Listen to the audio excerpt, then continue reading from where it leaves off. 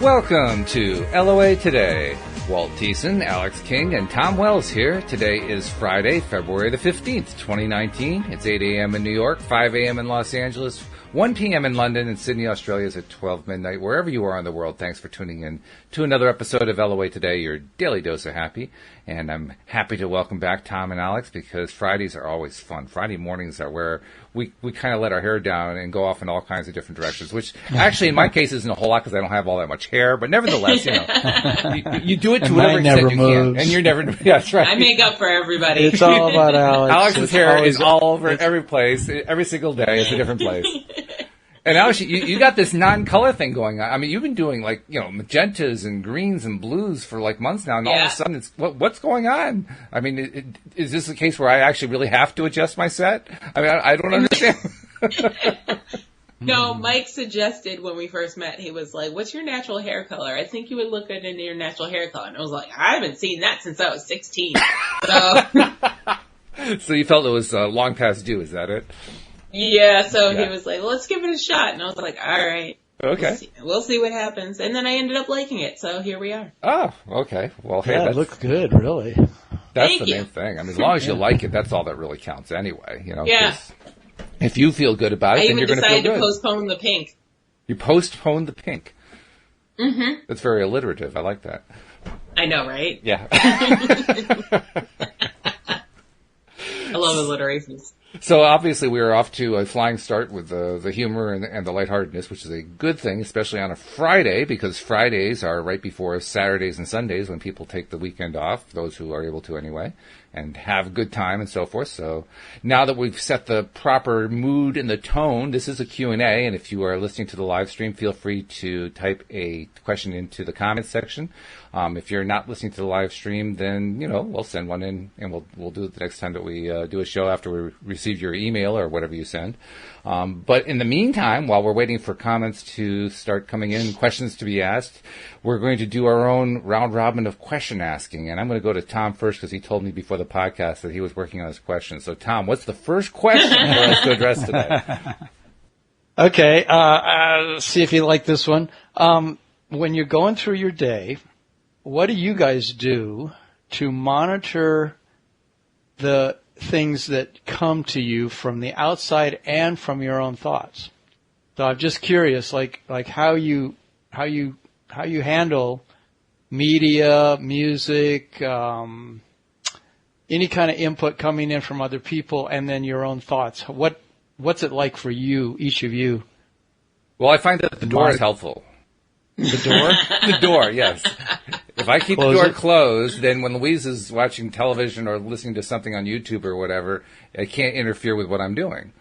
So closing the door is a very useful way of dealing with that stuff. Now, is it the best way to use my mind? Maybe, maybe not. But on the other hand, it helps create sanity, and that's a good thing. So so that's probably my first strategy. And then beyond that, you said monitoring, and I think that is the key word, monitoring, because if we are, the popular word these days is mindful, right? If we're mindful about what's going on in our moment-to-moment experience, then we can also be aware when we're, perhaps, looking at the smartphone a little bit longer than we should have, and spending too much time on the social media, or doing something like looking at news, or politics, or one of the other horrible things that just tear us down and make us feel really miserable.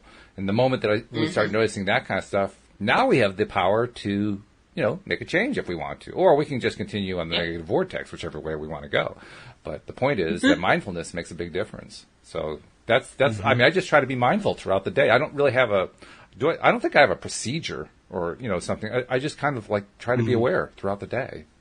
Yeah. So you kind of listen to your thoughts and you decide whether or not you really want to follow a certain line of thinking sometimes, and say, I don't want to go down that road. Now, it is annoying at times because I find myself following a line of thought that I just said, no, I don't want to follow that line of thought, and then I do it anyway. Yes. And I say to myself, what are you doing, Walt? What's going on? While I'm watching or listening or doing the thing that I don't want to be doing. And sometimes what happens, I'm finding, is that over time I'm learning more and more to take advantage of noticing that and shift and do something else. And that's really it. It's learning that new habit of every time I notice that I'm going down the rabbit hole, just go in a different direction. You know, I don't have to climb down that rabbit hole. I can avoid it if I want to. I can step around it. I can jump over it. I can pretend it's not there. So that's all right. That's my answer. What do you think, Alyx? I'm very mindful of everything that's around me. I tend to dictate what goes on around me. So I have the ability to control what comes in and what goes out. So, you know, I have a set TV schedule for the whole day. So my DVR comes into play in sometimes. So yeah, and if I decide to clean something, I have my set playlist for my music. So that's what's coming in. I definitely avoid the news at all costs. I don't like it. And if I see something on Facebook I don't like, I don't click on it. So what about if you're listening to lyrics of a song or you're watching some movie or something? Do you monitor that at all and figure, like, if I'm focusing on this, it's going to bring more of that about in my life? Or do you just sort of blow it off? Or how do you choose? Nah, I like you to sort leave of it watch everything. I like to leave it in the fantasy section. So like it's like being surreal. Like it's happening, but it's not happening to me, so it's not really there. You know? It's not really affecting you. It's not really. So you tell yourself that it doesn't really affect you, right? Exactly. Oh, okay. It's like other people's drama, like that I give advice on. Like it doesn't affect my life because it's not my drama. But however, I will give you advice. It sounds similar to what somebody does when they're a horror movie fan. They don't actually believe that the horror is going on. In fact, their mind is saying, well, this is a bunch of baloney, but they're enjoying the trip anyway. Not only that, but they're also not a murderer. So, you know. Hopefully not. Hopefully. Yeah. Hopefully. Hopefully not taking a crash course. Right. Yeah, we want to try to avoid that. So, okay. Well, that's great, because that means that you've developed enough mind control. There's a movie theme, right? You've developed enough control over your own mind that you can actually focus where you want to focus, when you want to focus, and that's fabulous. That's almost that's almost the whole thing right there. Not so much, because then at night, when my mind starts to wander, I'm not in control of that at all. So, and I get in the same mindset that Walt was saying about you going down the path that you didn't want to go down. So it's like you start thinking of cats, and it's like, no, I don't want to think about cats. So let's not think about cats. Why didn't I want to think about cats? What was that thing about cats that I didn't want to think about? So that's how my mind works. And why did you say at night? You said it's worse. Well, usually at night, because that's when I try to quiet down to try to go to sleep. So that's when my mind has the most freedom. It's the only time when the volume is not up in my life. So once I turn the volume down in life, that's when my mind's like, freedom! That's interesting, because actually that's when I have the best control over my mind. And you're describing just the opposite to that. But I've gotten really good at, like, let's say I wake, in the middle of the night, go to the bathroom, come back, and a lot of people at that point, including myself in the past, would just kind of lie awake like, oh, geez, I can't go back to sleep.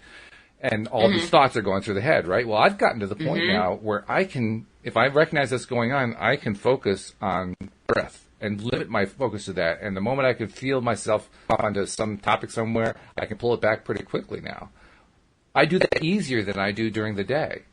So that's interesting. You're experiencing the opposite of what I'm experiencing.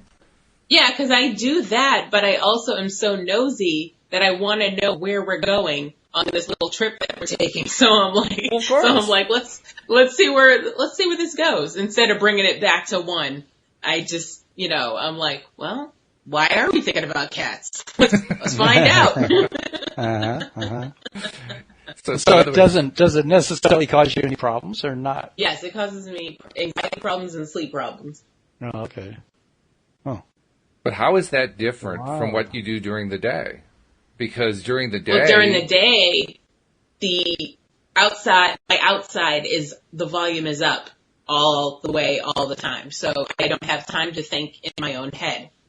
So you're using the outside volume to block what's going on inside? Yeah. Oh, What do you mean? You've always got something going on with media? Yes, my TV is never off. My TV never turns off. Wow. Day, night, never. Wow. Well, she's got to have material for her podcast. 'Cause she's doing That too. That too. She's doing a podcast on, what are the latest spoilers for what's coming up on the next season. Yep. But still, I mean, that's a lot of noise. I mean, for me, it works the other way around. If I have outside, that's why I close the door. If I have outside noise, actually, that's the part I need to work on the most. Having a way to block that so that I can focus internally. But you're using that to block the internal. So I guess I'm just going about it the other way around. You're embracing the outside, so you don't have to deal with the internal. I'm knocking away the outside in order to handle the internal.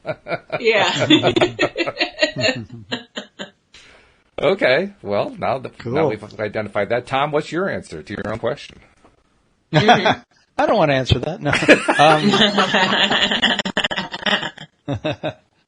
I do what I do. Let's see. What do? I basically don't tune into anything that I don't want to tune into. Lately I have been a little bit. I actually have been wanting to be distracted at the end of the day and kind of just, relax. And one way I've been doing it is I've been watching the news, a little bit. But just a little bit, just to see what the horror story or the comedy show is like. And then I go right to Stephen Colbert and I watch him make jokes about it for about 10 minutes and then there you go.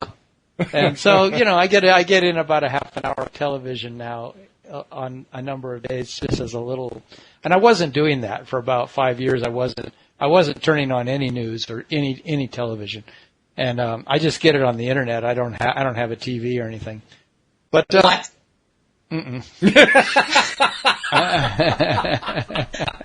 How do you survive? Oh my God! I'm never coming to visit. Oh my God! Well, I have one in the garage. I could drag it in the house for you.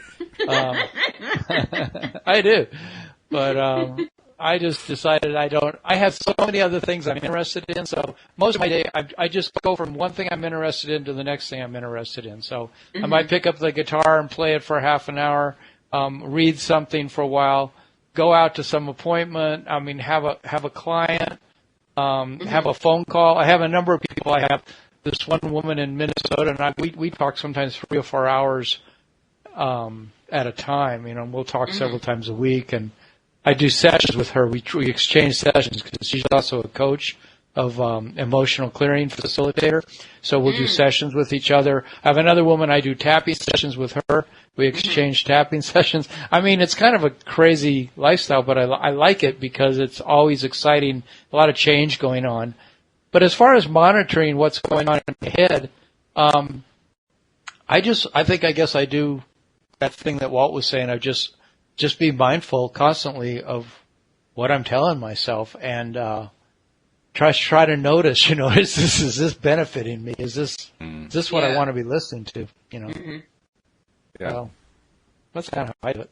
That makes sense. I actually have a question for Alyx specifically, because after what you said, Alyx, I've been kind of sitting here thinking about it, and I realized... For me? For you particularly, yeah. Because you're talking about how you use the outside noise during the day to block the inside noise. So I'm wondering, how do you maintain mindfulness during the day? Because mindfulness is usually about what you're feeling inside. But if you're blocking what's inside, how do you feel it? I don't quite get that. I ignore everything. I don't want to be in my head. So there's too much going on.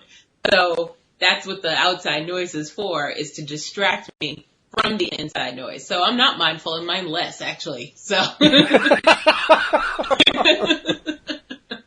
if you want to think about it that way, yeah. So Alyx is promoting the new philosophy, mindlessness. I like this. Yes. Yeah. Actually, there's a lot to be said for that. That's what I'm saying. Yeah. Just don't bother with it all. Just go with the flow. Yeah. Yeah. But then when the flow doesn't go, I do get highly upset. Oh. Yeah. So I haven't figured that part out yet. Yeah. And isn't mindfulness, the heart and the mind, we've talked about this before, how the two are heavily interconnected, especially in terms of neural pathways. So isn't mindfulness a lot of that about what's going on inside the heart, and how does that play into what you're doing during your day? What? I don't know. You know what? It only comes up when I'm interacting with people. And I don't, other than the podcast and a couple of friends and my mom, I don't really do that a lot. So it doesn't come up. So I don't know. It's not an issue. Like, I usually use my heart for like my gut feeling. So, I feel like your heart and your stomach are connected. So when I use my heart for my gut feelings, and that only comes up when people come to me and like, oh, I think he's cheating. And I'm like, he probably is. If you think he's cheating, he probably is.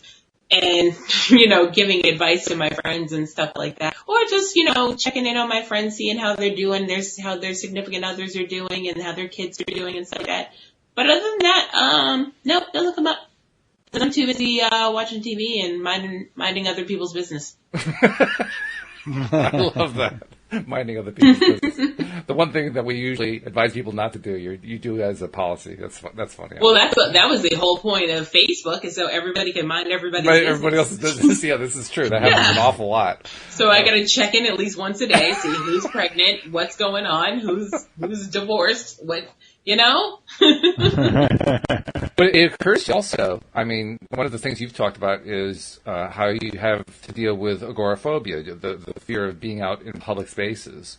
And I wonder if some of that, maybe you can tell me, is some of that perhaps tied to the fact that when you're out in a public space, you do have to deal with that outside noise that you just said you don't have to deal with on a regular basis.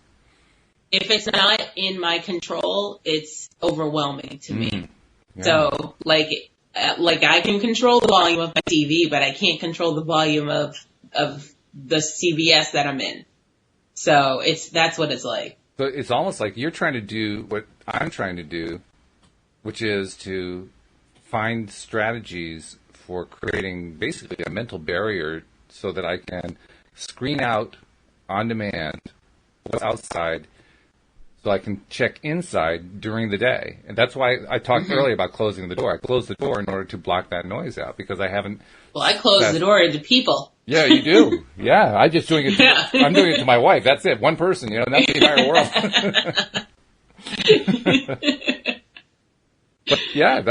But this is important stuff because I really suspect most people do have a lot of challenge trying to maintain that mental boundary. And the fact that you described how for you it's creating the outside noise or having the outside noise to block the inside, and for me it's the other way around. But basically, we're still trying to do the same thing. We're just looking at it from two different perspectives. Yeah, we have the same goals but opposite, approaches. Yeah, approaches. That's the word. Yeah. And I'm not sure what Tom's approach. I mean, do you do that one way or the other, Tom, or are you on a completely different plane here? Well. I guess I'm trying to ask myself that question, listening to you guys talk, and I feel like what I do is I just try to have total friendship with my mind. That it's just completely me, and everything that comes up in my mind is me being in a good relationship with myself. So I'm always looking at, well, whatever I'm saying, it is simply me, and therefore I better let it be as good as it can possibly be, because there's no such thing as being my own enemy. I cannot be that, and, but sometimes it can sort of seem like that. Wow, I'm making it hard on myself. And then those are the things when I recognize if I make it hard on myself, that's where my work lies. This is where I want to do my therapy around that. I want to do my reading around that.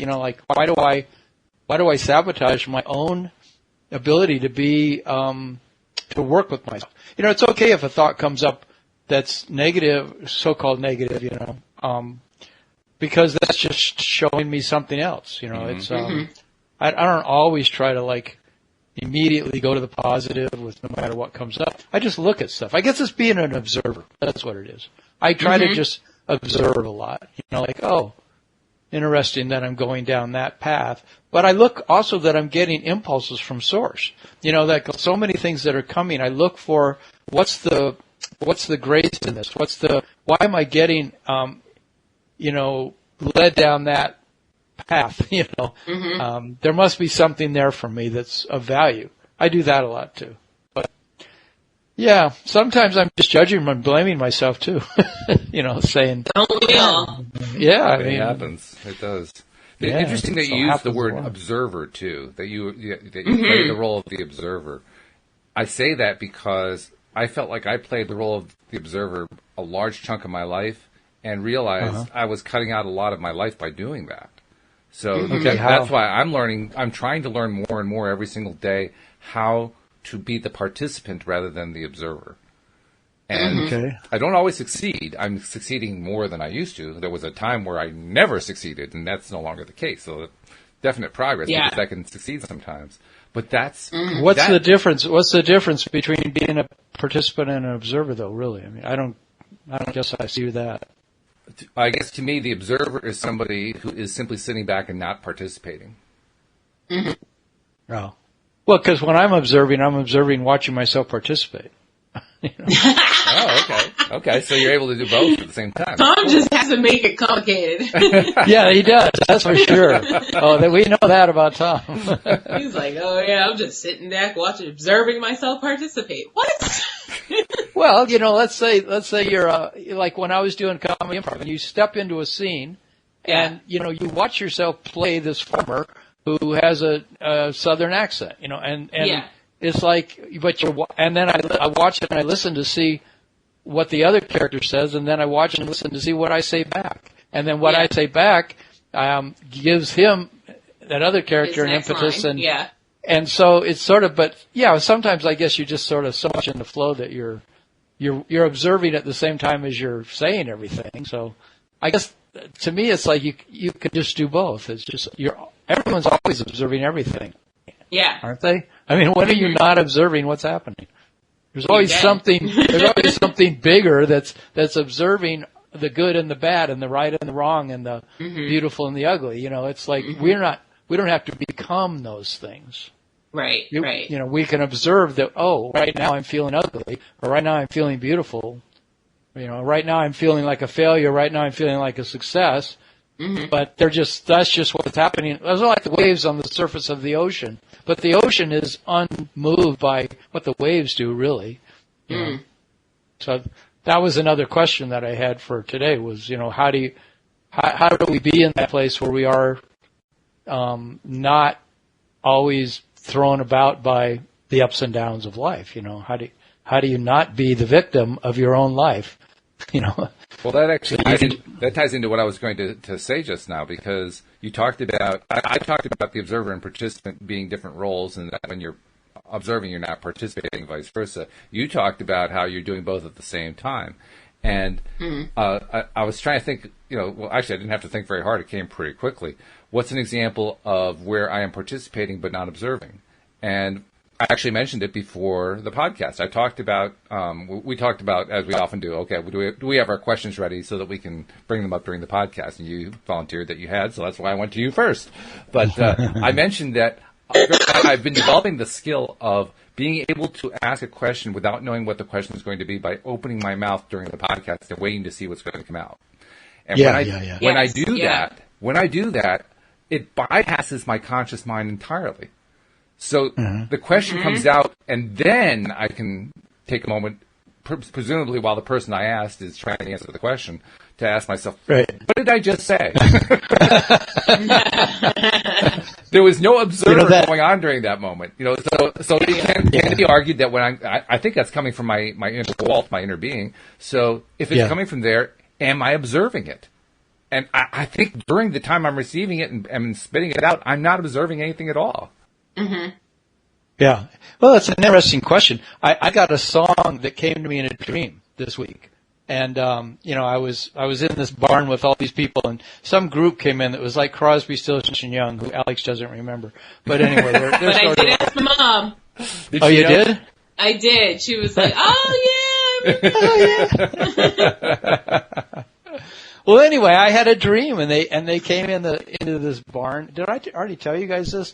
But anyway, and then one of the members was out on the lawn, and he was without a guitar, and he just started singing this song. And I was looking out this window. I was sitting next to this window watching him sing this song. And so then when I woke up, I went and I wrote down the song. I remembered the tune, and I I found the tune on the guitar, and then I started writing down all the lyrics. And in a way, it was like what you're saying, Walt. I was just participating. I wasn't, I don't know what word was going to come next in that song, but they all came out, eight verses or 6 verses. And, but in another way, I can say I was observing that whole thing. I was watching as each word came out. I was having ideas about every word that came out. So there's a lot going on inside of us, I think, at least inside of me. Maybe I'm an ultra complicated person, but but I just noticed that happens to me with joke writing a lot. Yeah. I get jokes in my dreams, and I'm like, yeah? I gotta get up and cool. write this down. Yeah, cool.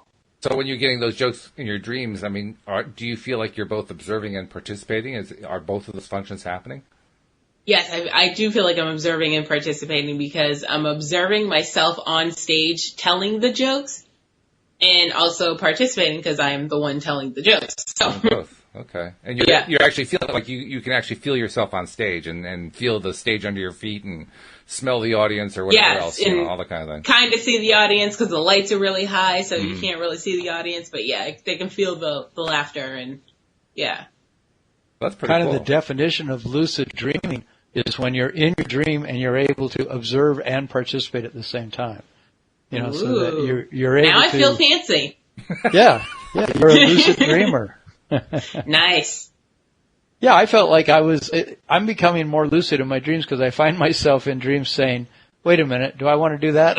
It's like observing what I'm doing and deciding if that's really what I want to be involved in. Right. Yeah. But they say when you can get to the point where you're so involved that you can literally shape, it can have a huge effect on you shaping your life when you're out of your dream, when you're in your conscious waking state. By what you did in your dream, you can affect a whole lot how your life unfolds. I'm just starting to learn about that. I think it's a fascinating area of study. Participation and observation. Well, then I've got another question for you guys, and I don't know for sure that this is connected, but I suspect it is, and that's why I'm asking it. Do you guys find that you're able pretty easily to create images, scenes, events, videos, whatever you want to call them, in your mind and retain them for some period of time? Awake or asleep? Awake. Yes, but probably only for 30 seconds, maybe 60. Okay. How about you, Tom? I'm similar. I don't think I'm very good at it. And I have one of my goals, actually ever since I got into law of attraction, it's been one of my big goals is to get better at it, but I don't work at it very hard. And so I'm not very good at it. I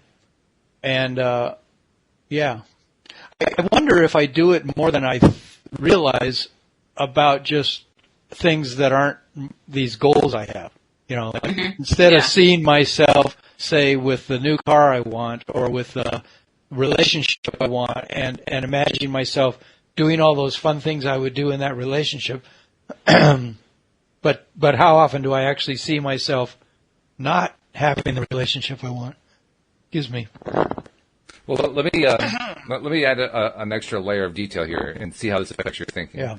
Neville Goddard makes and Cindy Chavez and I have talked about this quite a bit. He makes the example of climbing a ladder as a way of describing how do you visualize, how do you assume the feeling of the wish fulfilled, in his words. How do you create this little vignette in your mind that you're going to try to that represents what you're trying to attract into your life. So the classic story is the guy who wanted to have an Arthur Murray dance studio.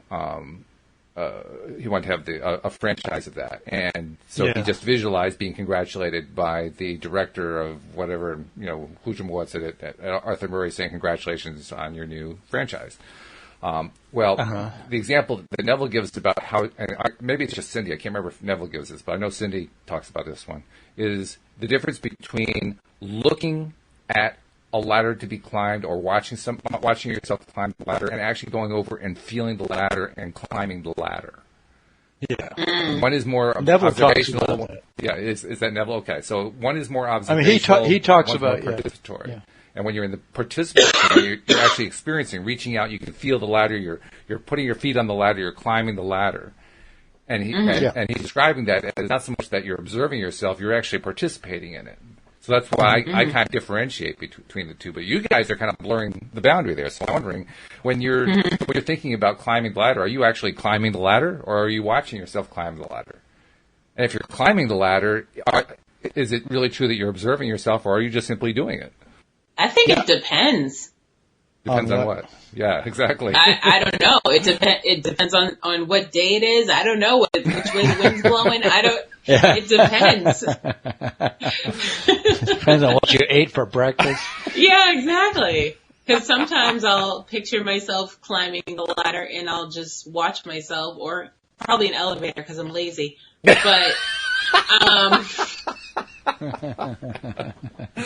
but most of the time, I'm actually physically climbing the ladder. So the rest of us are climbing the ladder, and Alyx is visualizing actually walking into the elevator and pushing the button. That's her visualization. Yeah. Because I work smarter, not harder.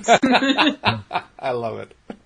Well, the thing that I got from Neville was that it's really important to have as much sensation going on as you possibly can when you do a visualization. Like, so, like they even say, like, just picture one thing. Like, if you want a brand new house, this is what I did for a while, picture the key going into the lock of that house. And, tell the door, me, because I need to know this. And the door opening, and you're looking in and seeing what you want to see, right?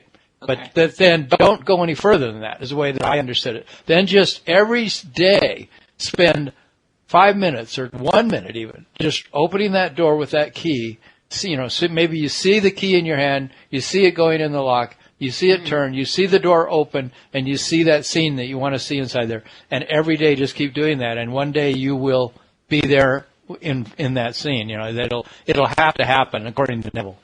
Yeah. And not just the seeing. I mean, you're right, but he also talks about grabbing that key and feeling the key in your hand. And what does it feel like when you stick the key into the keyhole, and as you're turning the key, and the resistance that you're feeling, and then you're turning the doorknob, and what it sounds like as you're turning the doorknob, and what it feels like as you're standing on the floor, because you can feel the pressure of the floor against your feet while you're standing there turning the doorknob. You do the whole thing. Yeah, yeah. Well, this is the essence of thought creation that we're talking about, in my understanding, is that how like, in a way, I think as we progress as humans, we might get better and better at creating what we want by getting really good at this ability to visualize and to feel and to hear, feel, hear, and see, and, even smell or whatever, the things that we want, And the better we get at that, the more likely it will come about. That's my understanding. And yet, do I spend a lot of time practicing that? I don't, and I wish, in a way I wish I did, although I'm trying to make it a regular practice. I have a little notebook I created, and it's got like 4 of those exercises in it, and I try to read one every day, do at least one of them every day. Because there's one way that I've heard it described by Seth is that you're the hypnotist, and you have to hypnotize yourself into the thing that you want by totally believing for 5 minutes a day that you are that thing, that you have that thing. Like, for 5 minutes a day, completely see yourself in that house, looking out the windows, going to the kitchen sink, all the stuff that you want that house to be, standing outside looking at it. For 5 minutes a day, do that. And that'll be super powerful, that you will find yourself there if you can just do that for 5 minutes a day. And I've manifested some things like that, but I swear it's a very hard practice for me to develop. Well, that's part of the reason I asked. I mean, and I was interested that both of you said that, yes, it's hard. I think, Alyx, you said you can do it for like 30 to 60 seconds, and then after that it's kind of hard to retain it. For me, the image part, if I can hold on to the image part for half a second, I'm doing well. So it's even more difficult from that perspective. I'm serious. That's about the best I can do. And even then, sometimes I can't even get the image at all. But I'll tie into the other senses. I can often hear what's going on. That I can create that in my mind pretty easily, and I can often recreate the touch. Occasionally, I can even recreate smell. But the point is, by combining my senses together, I can in some way create something along that line. And when I do that, when I'm practicing that, when I'm trying to do that as part of my regular experience, I do find that I tend to have a better experience. So does that mean that I can't do anything unless I have the vision component? Well, actually, no. I found a way around that. Like right now, Louise and I are kind of like you, Alyx, and your mom, trying to manifest a new home. And I found a video that was put out by a home contractor. It was one of his model homes that he created. It's what they call the craftsman style, which Louise likes, and I like that style too. And it's a really nice home. It's a model home, and he's taking you through with his video camera, room by room, showing you what's there, and it's beautiful, it's really nice. So I took elements of that and made myself what I call a video board, a video vision board. So that because I have trouble envisioning 2019 style. Yeah, exactly. So I can actually watch the movie of this thing that I'm trying to attract into my life. And Louise went through a number of real estate sites, and she saw a picture of a kitchen she liked. She took that and pasted it into a Word document, or she saw a living room she liked. She pasted that into a Word document. So she's basically piecing together her vision of what it was like. So she's building her own house. I like it. Yeah. So we're basically using the electronic version of creating vision boards, essentially. Yeah. And what's that? There's a whole new science or technology that's being developed, which you probably know about, but it's, when you wear the thing on your head, the virtual reality thing, and, and they say that those things are getting developed to the point where you're going to be able to put in anything you want to have happen, and you'll be able to just visualize it in that thing for a certain amount of your day, and it'll become so real for you because you're seeing it in such a realistic way that then it just will manifest in your life. And I know, have you heard of Bob Monroe? He was like this famous media mogul back in the 70s and 60s who became, he was really amazingly good at out-of-body travel, leaving his body like almost every night and going on these journeys. So he ended up writing several books about it, and he created an institute in Virginia called the Monroe Institute, where you can go and learn to do out-of-body travel. And so he developed all these technologies around it, where you use sound and these little booths that you go into. And he said that when you're in those other realms, you have to be very careful. One of the biggest things you're learning when you do that is that your thoughts will instantly create reality for you. And so if he said he would just think about some friend of his, and suddenly he'd be at that guy's house, and he'd be walking in that guy's kitchen, and the guy would be there at the sink, and it'd be like, oh, how did I get here? Oh, that's right, I just thought about Joe, and here I am at his house, Yeah. But he said it was really a tricky thing to learn over the years of his practicing out-of-body travel. And so it made me really think that, wow, thought is, because so many people, and especially people who do that kind of out-of-body travel, say thought is how everything is being created.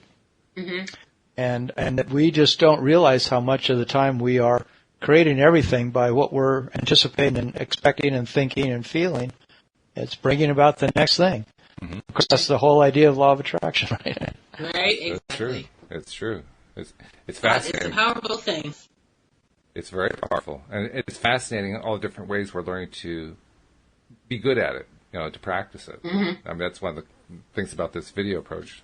And I mentioned earlier how Louise and I had dinner on Wednesday night with a friend who is a listener of the podcast.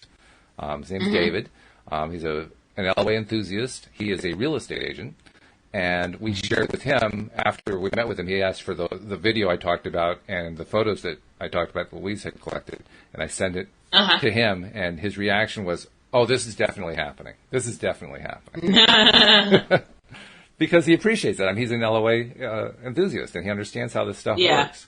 So now that he knows what to look for us, he's convinced we're going to be able to find this house that we want. And we're looking forward to it. I don't know exactly how that will play out. What I do know is this. Look what happened just by me finding that video and Louise finding those photos and kind of collecting them and playing them for ourselves and so forth. It led to us having a meeting. Well, it's not up to you to know how it's going to play out. Yeah, exactly. But look how it is playing out. It's kind of cool. Like, oh, well, okay, we have this guy, this friend who is also a listener to the podcast, who is a real estate agent, who is now totally caught up in the fever of what it is we're trying to attract into our lives, and he's ready to go make it happen. Cool, that's a good thing. Nice. Yeah. And that's what the book that you wrote was entirely stories of people who have manifested things by those methods, exactly. those law of attraction methods. And it's very that's reinforcing. It's reinforcing when you know that there's story after story after story, ideally in your own life, but at the very least in somebody else's lives, that you can point to and say, this really is working. It's working. It's working. It's working. It's working. It's working. It's working. It's part of that programming or reprogramming, I guess, that we all are learning to do as aspiring, deliberate creators, so that we can be producing the deliberate results we're looking for time after time after time. Building the self-confidence, building the belief, building the strength of character and the integrity that we can actually stay focused on what we want at all times. In a way, it's like as kids we did it, I think, right? I mean, you always hear those stories of I remember my daughter when she was like 5 years old, she would be in the back seat of the car with somebody, little friend of hers, who I couldn't see, and she'd be a princess and they'd be acting out something together, and she'd completely believe it, and I don't remember having little fantasy friends when I was a kid, but imagine if when kids were in school, one of the major parts of the curriculum was to teach them to use their imaginations to create what they want in their life, instead of everything being so random, the way we were raised and the way people are still growing up, that there's just not a lot that's telling us that we're completely in control of what we're thinking is causing what's showing up in our life.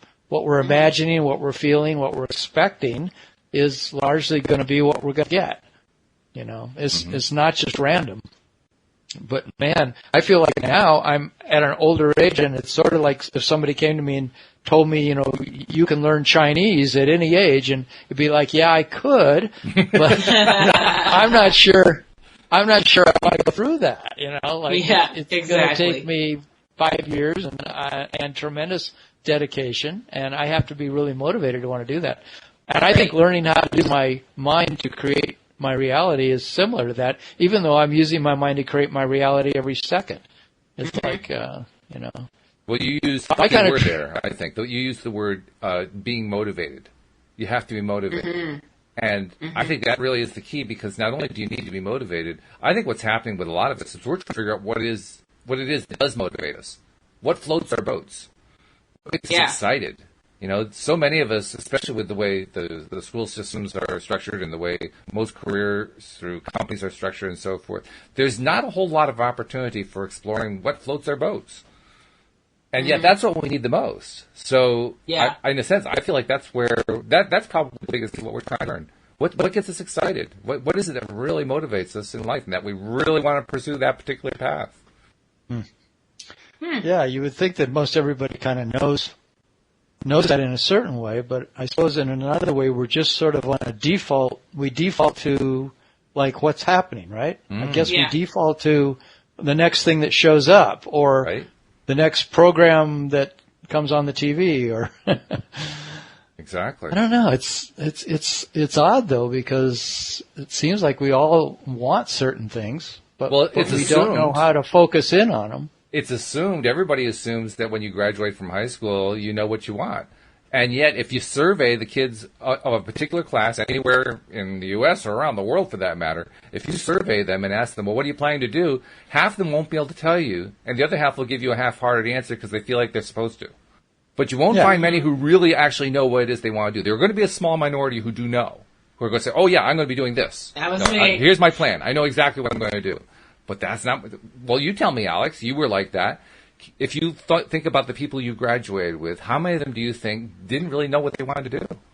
I think I was the only one who knew what they wanted to do. There you go. But in saying that, I am also one of the only people that use their degree to this day. People who, go to college just because they're supposed to. Yeah.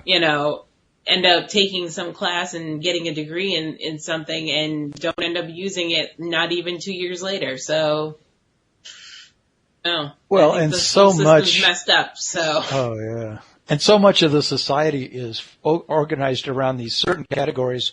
You either go into business, or you go into science or you go into psychology. Or I mean, it's like there's these categories. And I remember being in college and saying, I don't like any of those categories. Is this it? It's like, come on.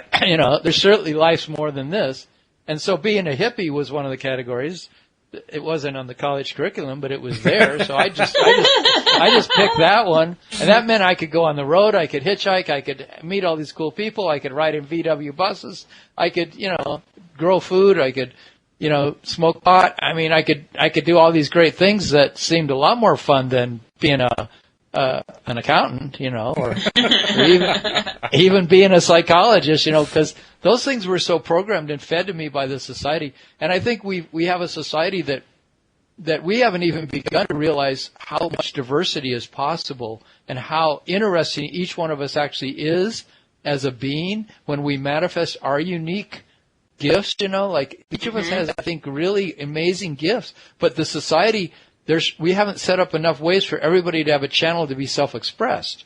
Because we all have to make money, and money's been, like in certain ways that you make money. So these days today, it seems like millions of us are trying to find ways to make money that are outside of those old traditional channels. I certainly am, and you are, Alyx, and you are, Walt. I mean, we're all trying to look at ways, how could we just do what we love to do, something that feels really fun and turns our crank, and still be supported by it. And I think that's what's going on now in the world with thousands of people. I was going to say, I think with the with social media being what it is now, there's so much of a broader understanding of you don't have to go to college to make money, but you have to do something. So figure out what you love and try to make money at that. And that's where you get all these Instagram influencers and what have you. I mean, it can be good or bad, but here's hope for the good. Yeah, well, we're in a transition. Yeah, we are. And like I say, millions of people are learning that, well, I'm going to stick with the thing I like. Like I like traveling, and I like doing adventure, extreme sport traveling. So I'm going to somehow make a business around adventure, extreme sport traveling, Yes, and they do it. Some people succeed, and I wonder, a lot of people don't, like my daughter decided to be a soul singer, and she's really good, and she worked at it like crazy. But she's not a successful soul singer per se, She's an incredible singer, but she hasn't yet made a bunch of money doing it. Whereas my son found that he liked to make this particular kind of jewelry called wraps, where you wrap gold and silver thread, and he just totally succeeded. So now he's got, a ton of money, and he lives on an island in the Caribbean, and he's 31 years old. Oh my God! What am I doing wrong? You got to get into jewelry and plastics. No, I'm kidding. But what you're talking about is a valid point, and there's also a second point I think that goes along with this, because when we're trying to figure out what is it that would really get us excited, what is it that we'd really like to do? I mean, sure, we're also trying to figure in the monetary piece, but even just the part that we're excited about, a lot of us we think about it like, well, this has to be the final answer. And what actually happens is it's the next answer. It's not the final answer. Yeah. So, like right now, I'm doing podcasts, and I intend to do podcasts for the foreseeable future. But already I'm feeling like, well, partly for the monetary reason, but also because I just feel this other piece that I need to have. I want more interaction with the audience. And so now I'm thinking about doing local workshops and adding that onto the podcast and having the two kind of feed each other, Yeah. Because there's something, and it isn't even so much that, like, it's not like I want to be a coach. You're a coach, Tom. You like that interchange. You like that energy of working with people and so forth. And I've tried that, and that just really wasn't for me. That wasn't something I loved. I like the idea of being the presenter, being the MC and saying, well, here's Tom Wells who's going to tell you about such and so, and here's, Cindy Chavez is going to tell you about this, and then here's Linda Armstrong who's going to lead you through this meditation. That's what I like the idea of doing. That to me is the fun part. Yeah, so that's the next thing I'm aiming at. And then when I get there, there's going to be something after that. I just don't know what. But the point is there is going to be something after that. So it's really, it's taking steps. It's working your way through trying things. It's not just trying one thing. At least that's the way I see it anyway. And I think we'll become a society, we are becoming a society where we support each other in that lifestyle. somehow we're all going to work as an organism more and more so that each of us can go from one thing to the next. You know, you can go from being really good at this particular thing to be getting something else that turns your crank, and you get into that. And, you know, I believe that we are meant to be diverse and excited about our lives, and there's a way to do that with each other that won't be so methodical and, you know, just, you know, nose to the grindstone attitude all the time.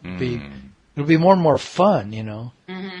Just that being a human being can be more and more fun. Yeah. Yeah. Well, that's what it's supposed to be. And the only way I know, and the only way I know of to do that is to actually be the participant, be the person who dives in and does it. We spend all of our time being just the observer. That's not going to get us anywhere. Not you guys have me half convinced you could do both at the same time. I'm not completely convinced, but I'm half convinced. But at the very least, you got to participate on some level. Otherwise, you're not going anywhere. Yeah. Right? Yeah. Yeah. Mm-hmm. Yeah. So that's going to lead to my last question of the day, which is, okay, so what's your next passion? What's the next thing that you're going to dive into? I mean, you kind of hinted at yours, Tom, a little bit with the workshop that you're putting together.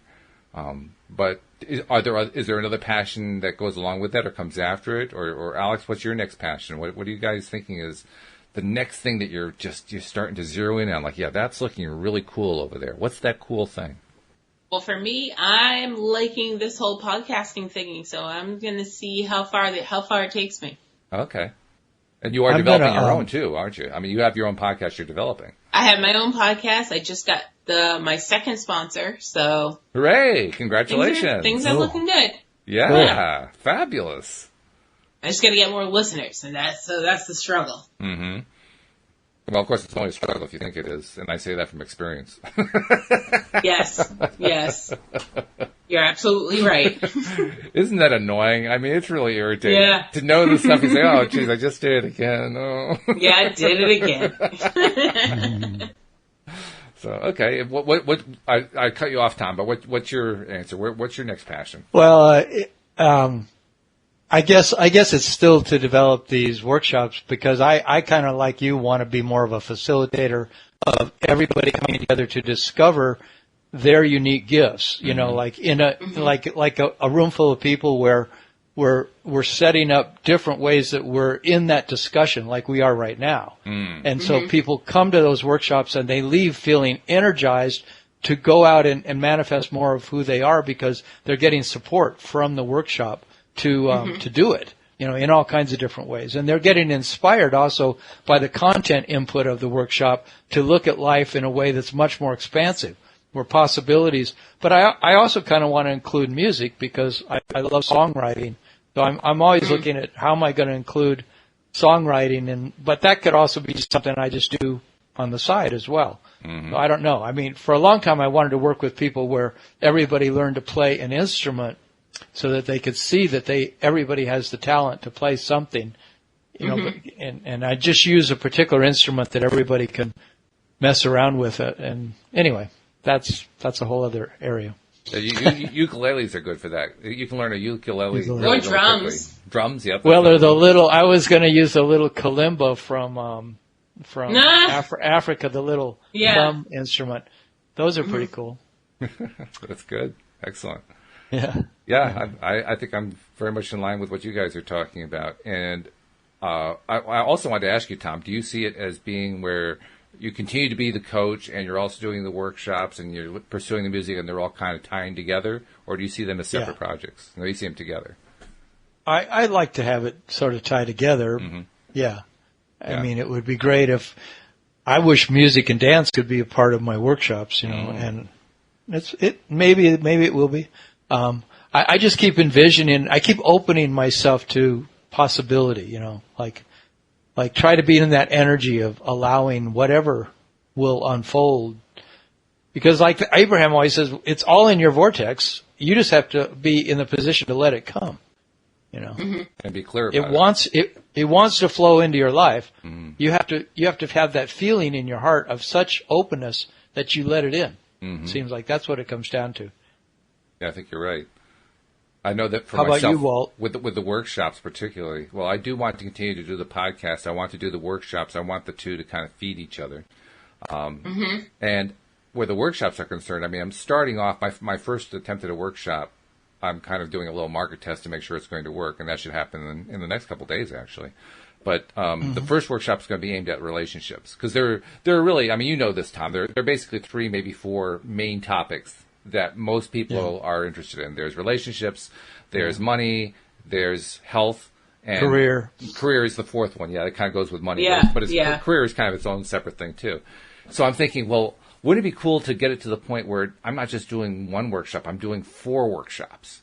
And they're all worked into one weekend. So, like, the first half of Saturday is relationships, and the second half of Saturday is health, and then the first half of Sunday is careers, and the second half of Sunday is money. And now you can, bring people they can go to whichever part they want to go to, and then there's this whole organic thing going on there.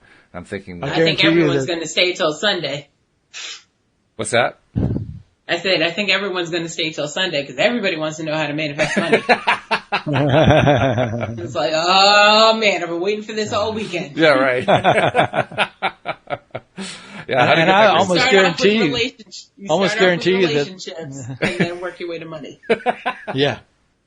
Almost guarantee you that there's a lot of people doing what you want to do. There probably are.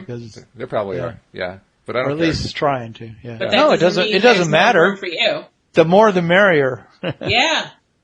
Yeah. I really think it comes down to who can connect to the audience the best. Whoever connects the best is going to reach their dream the fastest. And there's lots of room. Yeah. I mean, it's not like there are only a few people in the world who care about this stuff.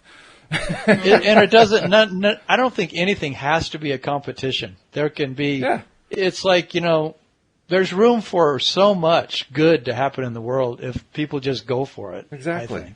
Exactly. Yeah. I agree with you. Life will just open up doors, There who knows? Walt could be the next, your workshops could be like the next TED Talk. So I think you could be the next Walt Talk.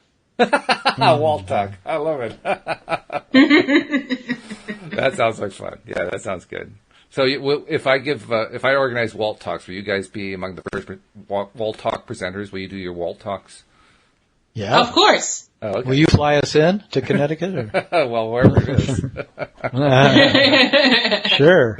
I mean, I figured at this point, get it going locally, show that it works, and then build it up and maybe do like a big one in New York City and another one in Chicago and another one in Los Angeles, another one in Houston. Those are too people-y for me, so I'll come via satellite. Yeah, well, I know that. I wouldn't ask you to actually go there because I know who you are. Unless it's like a cool place, then I'll go. It's too big of a carbon footprint to fly everybody in. But think of it this way. I'm actually thinking about it. If it's a weekend event, to me, that's an event where you have thousands of people there. So, Alyx, you're definitely going to want to be doing it via satellite. You're not going to want to be there in person. So, that's like a given, right? Or I just, do my thing on stage and go back to my room and call me when we're ready. Or you change. Something happens in your life and all of a sudden you just want to be with people all the time. Facts. Right. That could happen. That could happen. Change. What a concept. That's how it was before, so who's to say it won't happen again? Absolutely. That's right. It totally could happen. Mm-hmm. And on that cheery note, I think we're going to draw to a close. Tom, just remind people how do they reach out to you as a life coach, because you're still doing that part. If they need a little personal assistance, how do they reach you? They could go to my website, which is youarejoy.com, youarejoy.com. And there's a little button there. You could sign up for a free half hour of coaching with me, so you can check out what it would be like to do coaching with me. Okay. And Alyx, you have your podcast on TV and the latest changes in the season of TV shows. How does somebody tune into that? How do they become a subscriber to that? Most of the time I tell people to check out Spotify. The name of the show is called Spoiler Alert, but if you also go to anchor.fm and search for Spotify, that's the main place where you'll find it. All right. So take a look for Spoiler Alert? That's the name of the program? Spoiler Alert, yes. Alert. Okay. So there we go. All right, guys. Well, thank you very much. And thanks to our audience as well. We'll see you next time here on LOA Today. Goodbye, everybody. Bye. Bye.